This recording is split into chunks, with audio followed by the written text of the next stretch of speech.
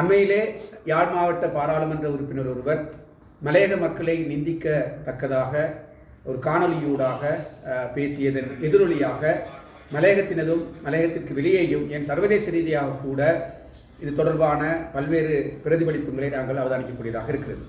நாங்கள் தொடர்ச்சியாக அவதானித்து வந்திருக்கிறோம். ஒரு மக்கள் பிரதிநிதியாக அவரது செயற்பாடுகள் பல சந்தர்ப்பங்களில் அருவருக்கத்தக்கதாக இருந்திருக்கிறது.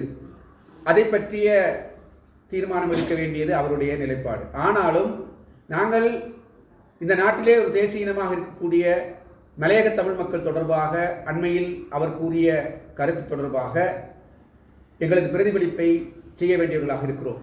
அந்த வகையில் மலையக சிவில் அமைப்புகள் ICCPR என்கின்ற சட்டத்தின் அடிப்படையில் அவர் மீது நடவடிக்கை எடுக்கும் முகமாக குற்றப்புலனாய்வு திணைக்களத்திலே ஒரு முறைப்பாட்டினை செய்திருக்கிறார்கள். அது சிவில் சமூகங்களின் பிரதிநிதித்துவம். அதேபோல கல்விச்சார் சமூகத்தினர் இன்னும் ஒரு எதிர்ப்பை வெளிப்படுத்துவதற்கும் தயாராக இருக்கிறார்கள் என நாங்கள் அறிகிறோம். நாங்கள் மலையக அரசியல் தரப்பில் இருந்து அரசியல் ரீதியாக இந்த மக்களை பிரதிநிதித்துவப்படுத்துகின்றவர் என்கின்ற வகையிலே முதலாவதாக அத்தகைய ஒரு கூற்றுக்கு கண்டனத்தை தெரிவிக்கின்றோம். இந்த கண்டனத்தினூடாக அவரில் மாற்றம் ஏற்படும் என்பது எனது எதிர்பார்ப்பல்ல. இது என்னுடைய தனிப்பட்ட கருத்தாக அல்லது அமைப்பின் கருத்தாக சொல்கிறேன். மலையக அரசியல் அரங்கத்தின் நிலைப்பாடாக நான் இந்த ஊடக சந்திப்பினூடாக வெளிப்படுத்துவது அல்லது கோருவது யாழ் மாவட்ட தமிழ் சமூகத்தினருக்கான விண்ணப்பமாக கருதுகிறேன். நாங்கள் வேறுபட்ட தேசிய இனமாக இருந்தபோதும் இனத்தால் மொழியால் ஒன்றுபட்டவர்கள், கலாச்சார பண்பாடுகளால் ஒன்றுபட்டவர்கள். ஒரு காலத்தில் எங்களுக்கிடையே சொல் ரீதியான முரண்பாடுகள் காணப்பட்ட போதும் கூட, சமூக ரீதியான வேறுபாடுகள் காணப்பட்ட போதும் கூட அவை காலம் கடந்ததாக இன்று மாற்றம் பெற்று பல்வேறு புரிந்துணர்வுடன் முன்னோக்கி செல்லக்கூடிய பல்வேறு சந்தர்ப்பங்களை நாங்கள் கண்டிருக்கிறோம். இந்த நிலையில் அவரை ஒரு தனிப்பட்ட ஆளாக கருதாமல், தனிப்பட்ட நபராக கருதாமல், என்னுடைய பார்வையிலே யாழ் மாவட்ட மக்களின் வாக்குகளை பெற்ற பிரதிநிதி என்ற வகையில், அதாவது யாழ் மாவட்ட மக்களை பிரதிநிதித்துவம் செய்கின்ற பிரதிநிதி என்கின்ற வகையில் அவரது ஒவ்வொரு நடவடிக்கைகளுக்கு பின்னாலும், அவரது ஒவ்வொரு வசைபாடலுக்கு பின்னாலும், ஒவ்வொரு சமூக நிந்தித்தலுக்கு பின்னாலும் யாழ் மாவட்ட தமிழ் சமூகம், தமிழ் மக்கள் நீங்களும் பொறுப்பாக இருக்கிறீர்கள் என்பதை வலியுறுத்த விரும்புகிறேன். எனவே நீங்கள் வாக்களித்த மக்கள் அவர் சுயாதீனமாக கேட்டாரா, கட்சியில் கேட்டாரா என்பது எங்களுக்கு பிரச்சனை இல்லை. ஆனால் அவர் யாழ் மாவட்ட பிரதிநிதி என்பதைத்தான் நாங்கள் பார்க்கிறோம். அந்த வகையில் இத்தகைய தொடர் நிந்தித்தலை நீங்கள் அனுமதித்துக் கொண்டிருக்க போகின்றீர்களா? உங்களையும் உங்கள் சக சமூகங்களையும் இழிவுபடுத்துகின்ற இந்த வார்த்தையை தொடர்ச்சியாக அனுமதிக்க போகின்றீர்களா என்பதை யாழ் மாவட்டத்தை பிரதிநிதித்துவம் செய்யக்கூடிய மக்கள், அவர்களை பிரதிநிதித்துவம் செய்யக்கூடிய கட்சிகள் அனைவரும் ஒன்று சேர்ந்து முடிவெடுக்க வேண்டிய ஒரு தேவைப்பாடு இருப்பதாக நினைக்கிறேன். ஒரு பாராளுமன்ற உறுப்பினராக 2-3 பிரதேச அபிவிருத்தி குழு கூட்டத்துக்கு அல்லது பிரதேச ஒருங்கிணைப்பு குழு கூட்டத்திற்கெல்லாம் நான் தலைமை வகித்திருக்கிறேன். அதேபோல மாவட்ட அபிவிருத்தி குழு கூட்டத்தின் உபதலைவராக செயற்பட்டிருக்கிறேன். ஒருபோதும் கூட நுவரெலியா மாவட்டத்தில் இத்தனை மோசமான நிலையில் நாங்கள் ஒரு மாவட்ட அபிவிருத்தி குழு கூட்டத்தை அல்லது ஒருங்கிணைப்பு குழு கூட்டத்தை கண்டதில்லை. நாங்கள் இருவேறு மொழி பேசுபவர்கள் ஒன்றாக அமர்ந்து பல்வேறு அரசியல் கருத்து முரண்பாடுகளை கொண்டவர்கள்லாம் ஒன்று சேர்ந்து கூட நாங்கள் நடத்துகின்ற போதும் கூட அத்தகைய பிரதேச அபிவிருத்தி குழு கூட்டமோ ஒருங்கிணைப்பு குழு கூட்டமோ இத்தகைய மோசமான காட்சிப்படுத்தலை செய்ததில்லை. எனவே ஆனால் யாழ்ப்பாணத்திலே நடைபெறுகின்ற மாவட்ட அபிவிருத்தி குழு கூட்டமாக இருக்கட்டும் அல்லது பிரதேச ஒருங்கிணைப்பு குழு கூட்டமாக இருக்கட்டும், அது மோசமான ஒரு பக்கத்தை தேசிய ரீதியாக சக சமூகங்களுக்கும் சர்வதேச ரீதியாக வேறு தரப்புக்கும் எடுத்துக்காட்டுகின்ற ஒரு நிலைப்பாட்டையும் இவரது நடவடிக்கையினூடாக பார்க்கிறோம்.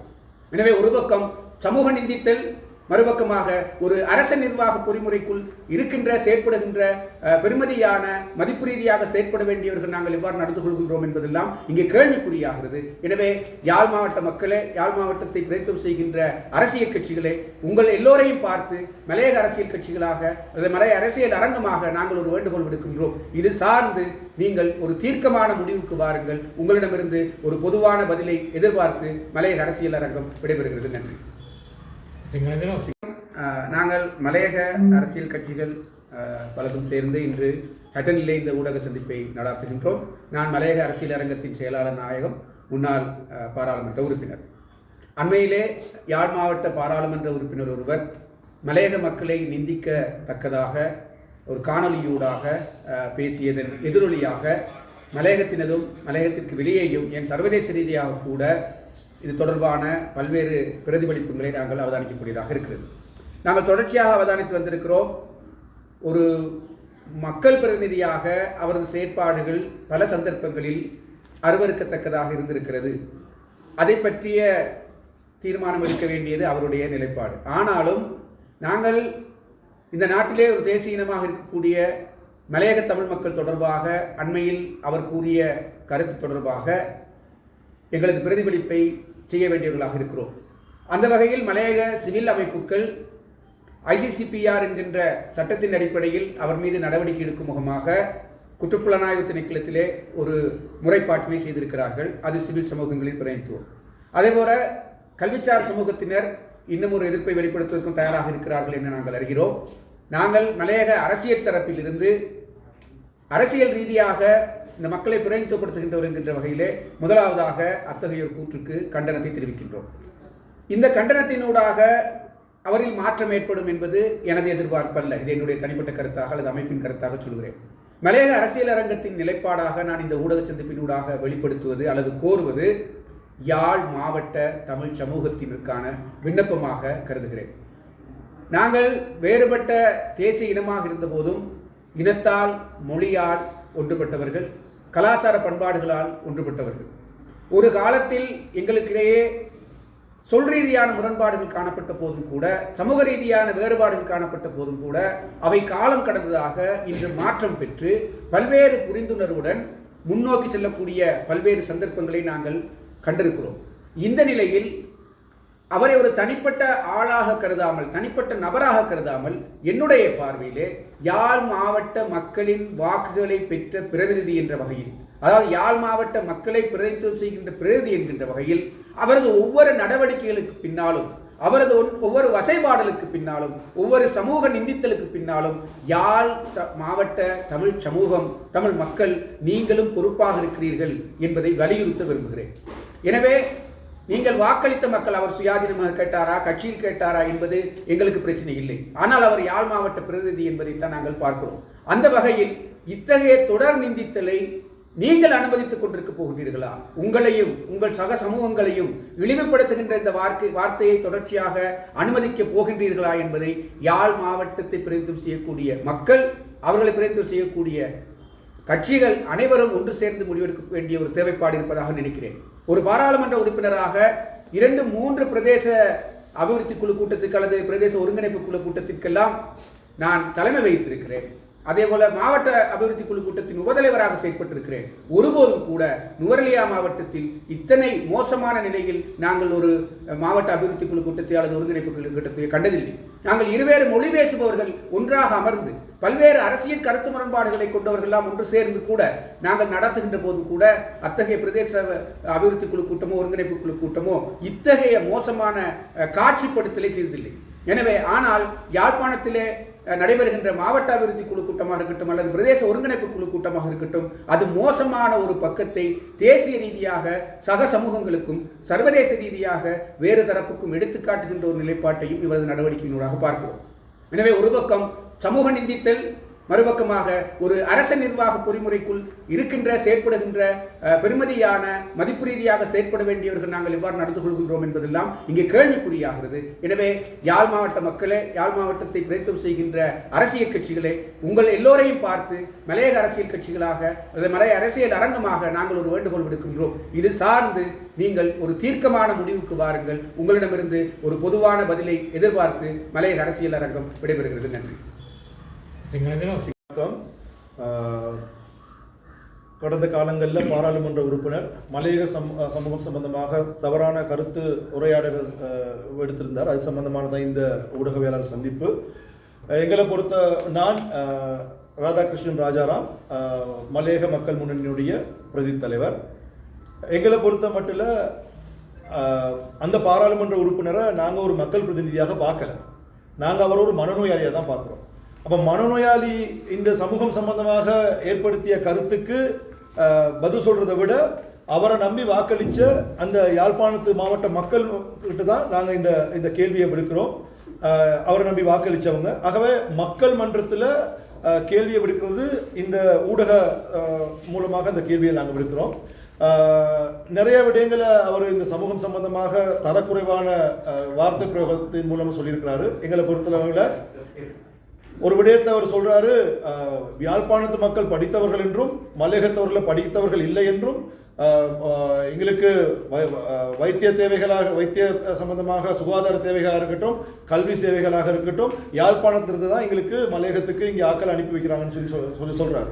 அது ஒரு காலம் இருந்தது. அந்த சமூகம் வந்து எங்களுக்கு படிப்பிச்சாங்க, அதுக்கு நாங்கள் நன்றிக்குடன் உள்ளவர்களாக இருக்கிறோம். ஆனால் இன்னைக்கு இந்த நிலைமை அப்படி இல்லை. இன்னைக்கு மலையகத்தில் உள்ளவர்கள் எல்லா துறைகளிலும் படித்து எல்லா துறைகளிலும் முன் வந்திருக்கிறாங்க. இன்னைக்கு யாழ்ப்பாணத்துக்கு கூடிய அதிகமான விரிவுரையாளர்கள் மலையக சமூகத்தை சார்ந்தவர்கள் இருக்கிறாங்க. இன்னைக்கு யாழ்ப்பாணத்தில் அண்மையில் ஒரு உபபீடாதிபதி ஓய்வு பெற்றிருக்கிறார், ஒரு கண்டியை சார்ந்தவர். அதே போல இன்னைக்கு சட்டத்துறையிலாக இருக்கட்டும், இல்லை அங்க இருக்கக்கூடிய நீதிபதிகளாக இருக்கட்டும், இன்னைக்கு மலையக சமூகத்தை சார்ந்தவர் இருக்கிறாங்க. அதனால இன்னைக்கு யாழ்ப்பாண சமூகத்துக்கு நிகரான ஒரு சமூகமாக இந்த மலையக சமூகம் கல்வி ரீதியில் வளர்ச்சி அடைஞ்சு முன்னுக்கு போயிட்டு இருக்கோம். அதே போல காலம் சென்ற எங்களுடைய பேராசிரியர் கருணாநிதி அவர்கள் ஒரு விடயத்தை சொல்லியிருந்தாரு. அதிக வேகத்தில் வளரக்கூடிய ஒரு சமூகமாக மலையக சமூகம் கல்வியில் வளர்ந்து முன்னுக்கு வருதுன்னு சொல்லி அவருடைய ஆய்வறிக்கையில் அவர் வெளிப்படுத்திய ஒரு விடயம். ஆகவே அந்த பாராளுமன்ற உறுப்பினர், நாங்கள் வடக்கா இருக்கட்டும், கிழக்கா இருக்கட்டும், மலையகமாக இருக்கட்டும், நாங்கள் ஒரு பெருத்த தமிழினமாக இந்த நாட்டில் வாழ்ந்துகிட்டு இருக்கோம். ஆகவே ஒரு சொந்த இனமே இன்னொரு இனத்தை இவ்வளவு தரம் தாழ்த்தி பேசுவார்கள் என்று சொன்னால் அதனை அந்த மக்கள் ஆமோதிப்பார்களா என்ற கேள்வி எங்கள் மத்தியில் இருக்கின்றது. யாழ்ப்பாணத்துக்கு கூடிய எங்களுடைய உறவுகள் யுத்த காலத்தில் சொல்லுனா துயரங்களுக்கு ஆளாகும் பொழுது இங்கு அவர்களுக்காக குரல் கொடுத்தவர்கள் இந்த மலையக சமூகம். நாங்கள் சொல்லணும், எங்களுடைய ஸ்தாபக தலைவர் சந்திரசேகர் இந்த நேரத்தில் நாங்கள் ஞாபகப்படுத்த விரும்புகின்றோம். அவர் வந்து அந்த வடகிழக்கு மக்கள் அங்கே யுத்தத்தில் பாதிக்கப்படுகின்ற பொழுது இங்கு மலையக சமூகத்தை ஒன்று திரட்டி இவர்களுக்கு நியாயம் கிடைக்க வேண்டும் என்று நாங்கள் பல இடங்கள்ல இந்த நுவர்லியா மாவட்டத்திலும் சரி, வடகிழக்குக்கு புறம்பே வாழக்கூடிய தமிழ் மக்கள் செறிந்து வாழக்கூடிய எல்லா பிரதேசங்களிலும் அந்த மக்களுக்கான ஒரு ஆதரவை திரட்டியிருந்தார். இது உலகறிந்த உண்மை, எல்லாருக்கும் தெரியும். சந்திரசேகரன் என்பவர் அந்த சமூகத்துக்கு என்னென்ன ரீதியில அந்த மக்களுக்கு உறுதுணையாக அந்த காலத்தில் இருந்தார்னு சொல்லி. அதே போல நல்லாட்சி அரசாங்கத்தில் எங்களுடைய இன்றைய தலைவர் ராதாகிருஷ்ணன் அவர்கள் பல பாடசாலைகளை வடக்கில் கட்டி அந்த பாடசாலை திறப்பு விழா செஞ்சிருக்கிறார். அந்த பாடசாலை கல்வி நடவடிக்கைகளை சிறப்பாக கொண்டு செல்வதற்கு உறுதுணையாக இருந்திருக்கிறார். இப்போ நான் கேட்குறேன், மலையகத்தான் படிப்பறிவு இல்லாத கட்டி கொடுத்த பாடசாலைன்னு சொல்லி அந்த பாடசாலையெல்லாம் மூடிடுவாங்களா? இல்லைன்னா கல்வி நடவடிக்கைகளில் ஈடுபடாமல் இருந்துருவாங்களா? ஆகவே எங்களை பொறுத்த மட்டில் இந்த மலையக சமூகத்தை தரக்குறைவாக நிறைய பேர் பேசிக்கிட்டு போறாங்க. இப்போ இடப்பட்ட காலத்தில் தரக்குறைவாக பேசுகிற அளவுக்கு மலையக சமூகம் ஒன்றும் தாழ்த்தப்பட்ட சமூகம் அல்ல. நாங்கள் எங்களை பொறுத்தளவில் இந்த மனநோயாளிகள் உருவாக்கி அந்த மக்கள் மத்தியில் தான் இந்த கேள்விகளை கேட்கின்றோம். ஆகவே இந்த மனநோயாளியை தயவு செய்து நீங்கள் ஒரு இடத்துக்கு அழைத்து அந்த மனநோயாளிக்கு ஒரு பொது இடங்கள் எப்படி பேசணுங்கிற விடயத்தை சொல்லிக் கொடுங்க. அதே போல இந்த தரக்குறைவாக பேசிய இந்த விடயம் சம்பந்தமாக அவர் பொதுவாக இந்த மலையக மக்கள் மத்தியில் பகிரங்கமாக மன்னிப்பு கோருவதற்கான ஒரு அழுத்தத்தை அங்கு யாழ்ப்பாணத்துக்கு கூடிய அவருக்கு வாக்களித்த அந்த மக்கள் கொடுக்க வேண்டும் என்று இந்த நேரத்தில் நாங்கள் தயாராக கேட்டுக்கொள்கின்றோம். அதே போல இன்னைக்கு இந்த பல அரசியல் கட்சிகள் ஒன்று சேர்ந்து இந்த ஊடக சந்திப்பை நாங்கள் நிகழ்த்தினாலும் ஒரு கூட்டு அறிக்கையாக இந்த மலையக மக்கள் முறையாக இருக்கட்டும், மலையக அரசியல் அரங்கமாக இருக்கட்டும், எனக்கு பின்னால் பேச இருக்கக்கூடிய ஈரோஸ் ஜனநாயக அமைப்பாக இருக்கட்டும், இந்த அத்தனை கட்சிகளுடைய இந்த கோரிக்கைகள் இந்த கண்டன இந்த கண்டன அறிக்கையை ஒரு கூட்டு அறிக்கையாக இந்த ஊடகம் வெளியிடும் என்று சொன்னால் அது இந்த சமூகத்துக்கு செய்யக்கூடிய ஒரு மிகப்பெரிய ஒரு சேவையாக இருக்கும் என்பதை இந்த நேரத்தில் வினயமாக கேட்டுக்கொள்கிறேன். நன்றி. வணக்கம். நான் ஜீவன் ராஜேந்திரன், ஈரோஸ் ஜனநாயக முன்னணியுடைய பொதுச் செயலாளர்.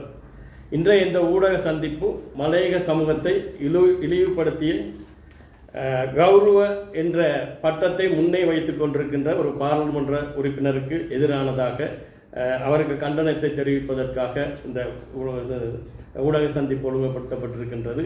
குறிப்பாக ஈரோஸ் ஜனநாயக முன்னணி என்பது வடக்கு கிழக்கு மலையக தமிழர்களை ஒருங்கிணைத்து அந்த மக்களுடைய உரிமைக்காக போராடி கொண்டிருக்கின்ற ஒரு அரசியல் கட்சியாகும். ஆகவே எங்களுடைய நோக்கம் பிரதேசவாதம் என்பது எந்த பக்கம் இருந்து வந்தாலும் அதை நாங்கள் நிச்சயமாக கண்டிக்கக்கூடியவர்களாகவே இருக்கின்றோம். அந்த வகையில் யாழ் மாவட்டத்தை சேர்ந்த பாராளுமன்ற உறுப்பினர் ஒருவர் மலையக மக்களை இழிவுபடுத்தும் விதமாக தன்னுடைய கருத்தை பொதுவெளியிலே பதிவு செய்திருக்கின்றார். அந்த கருத்தை நாங்கள் வன்மையாக கண்டிப்பதோடு எதிர்காலத்திலே இது போன்ற கருத்துக்களை தெரிவிப்பதை இந்த பாராளுமன்ற உறுப்பினர்கள் அல்லது சமூகம் சார்ந்து செயற்படக்கூடியவர்கள் தவிர்த்து கொள்ள வேண்டும் என்று நாங்கள் கேட்டுக்கொள்கின்றோம். அவர் அடிக்கடி தான் படித்தவர் என்றும் ஏனையவர்கள் படிக்காதவர்கள் என்றும் மாதிரியான கருத்துக்களை பல காலங்களிலே சொல்லுவதை நாங்கள் அவதானித்திருக்கின்றோம். குறிப்பாக இங்கே படித்தவர் என்றதுக்கு அந்த வரைவிலக்கணம் என்ன என்பது எனக்கு தெரியவில்லை. ஆனால் ஆங்கிலேயர் வீட்டில் மலசல கூடம் கழுவுபவர் கூட ஆங்கிலத்தில் பேசிக்கொண்டிருக்கின்றார். ஆகவே அவர் படித்தவரா என்ற கேள்வியை நாங்கள் கேட்க வேண்டியதாக இருக்கின்றது. ஆகவே ஒவ்வொரு துறை சார்ந்து அவர்களுடைய துறையிலே அவர்கள் பாண்டித்தியம் பெற்றிருப்பார்கள். ஆகவே அந்த துறை சார்ந்தவர் ஏனைய துறையை சார்ந்தவர்கள் படிக்காத முட்டாள்கள் என்று கணிப்பிடுவது மிக மோசமான ஒரு பழக்கமாகும். ஆகவே இந்த பாராளுமன்ற உறுப்பினர் யாழ் மாவட்டத்தை சேர்ந்தவர், அங்கிருந்து பொதுமக்களால் தெரிவு செய்யப்பட்டு இன்னொரு சமூகத்தை இழிவுபடுத்தும் போது அவருக்கு எதிராக அந்த யாழ் மாவட்டத்தை சேர்ந்த தமிழ் உறவுகள் தங்களுடைய கண்டனத்தை தெரிவிக்க வேண்டும், அவருக்கு புத்தி புகட்ட வேண்டும். இன்று மிக நீண்ட காலமாக இந்த நாட்டிலே பிளவுபட்டிருந்த தமிழ் சமூகங்கள் இப்போதுதான் ஒரு நல்ல உறவை ஏற்படுத்தி கொண்டு அனைவரும் ஒரு அணியாக செயற்படக்கூடிய அந்த வாய்ப்பு வருகின்றது. இவர் அதை தகர்த்து எறிவதற்கான அந்த முயற்சியில் அவர் ஈடுபடுகின்றாரோ என்ற கவலை எங்களிடம் இருக்கின்றது. ஆகவே எதிர்காலத்தில் இது போன்ற மோசமான கருத்துக்களை தெரிவிப்பதை தவிர்த்து கொள்ள வேண்டும் என்று நாங்கள் மிக அக்கறையோடு கேட்டுக்கொள்வதோடு எதிர்காலத்தில் இது போன்ற கருத்துக்கள் வெளிவரும் போது அதற்கு இணைந்து கண்டனம் தெரிவிப்பதற்கு வடகிழக்கு மலையகம் என்ற அரசியல் பேதம் மறந்து அனைத்து கட்சிகளும் இணைந்து கண்டனம் தெரிவிப்பதற்கு தயாராக வேண்டும் என்று கேட்டுக்கொள்கின்றோம்.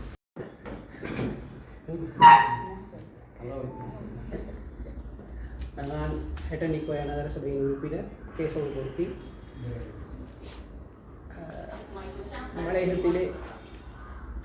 மலையக மக்களை பற்றி அண்மையிலே பாராளுமன்ற உறுப்பினர் ஒருவர் மிகவும் கேவலமாக அநாகரிகமாக பேசியதை இந்த மலையக மக்களின் ஏகோபித்த மக்களின் சார்பாக வன்மையான கண்டனத்தை அவருக்கு நாங்கள் தெரிவித்துக் கொள்கின்றோம். அவரை பொறுத்தளவிலே அவர் ஹட்டனிலே கல்வி கற்று வந்து ஹட்டனிலே அவர் இருந்து ஹட்டனிலே சில கல்வி செயல்பாடுகளில் ஈடுபட்டதாக நாங்கள் அறிகின்றோம்.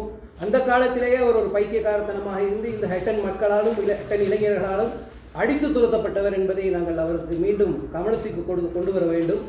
அந்த வகையிலே அவர் ஹட்டனிலே இருந்து சென்று சில கடந்த காலங்களிலே மலையக மக்களுக்கு தான் சேவை செய்ய போவதாக மலையகத்திலே இருக்கின்ற தலைவர்களை பற்றி மிகவும் கொச்சையாக பேசிய அவர் இன்று முழு மலையக சமூகத்தையும் கேவலப்படுத்தும்படியாக ஒரு வார்த்தை பிரயோகத்தை அவர் செய்திருப்பதை நாங்கள் வன்மையாக கண்டிக்கின்றோம். அவரை பொறுத்தளவிலே ஏனைய பாராளுமன்ற உறுப்பினர்கள், அதாவது பெரும்பான்மையின பாராளுமன்ற உறுப்பினர்கள் அவர் ஒரு கோமாளி என்றும் அவர் ஒரு பைத்தியக்காரர் என்றுமே பகிரங்கமாகவே சொல்லிக் கொண்டிருப்பதை அது உண்மை என்பதை அவர் நிரூபித்துக் கொண்டிருக்கின்றார். இந்த செயலானது அவருக்கு வெட்கமில்லை, அவருக்கு வாக்களித்த மக்களுக்கே மிகவும் வெட்கப்பட வேண்டிய ஒரு செயலாக இருக்கின்றது. ஆகையினால் இந்த